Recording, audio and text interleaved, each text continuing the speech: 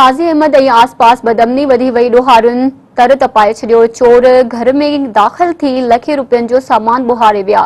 शहर जे दोस्त मोहम्मद कॉलोनी में राति देर सां नामालूम चोरनि मिठल जतोई जे घर में पोयां खां ॾाकण ज़रिए दाख़िल थी करे घर मां रोक रक़म, सोलर प्लेटूं, बैटरियूं ऐं ॿियो सामान चोरी करे फरार थी विया। होॾां घर धणी मिठल जतोई ॻाल्हाईंदे चयो त मां राति पंहिंजी फैमिली सां गॾु माइटनि में वियल हुयसि ऐं घर बंदि पियल हो। राति 5 खां वधीक नामालूम चोर जॻह जे पोयां खां ॾाकण रखे अंदरि दाख़िल थी करे अलमारियुनि जा ताला तोड़े रोक रक़म 50,000 ऐं सोलर प्लेटूं ऐं बैटरियूं ऐं ॿियो सामान खणी फरार थी विया आहिनि। हुन चयो त मुंहिंजी पहिरियां 2 भेरा चोरी थी चुकी आहे ऐं ही चौथो भेरो चोरी थी आहे। पुलिस अञा ताईं कुझु बि न कयो आहे ऐं बदअमनी ॾींहों ॾींहुं वधंदी पई वञे।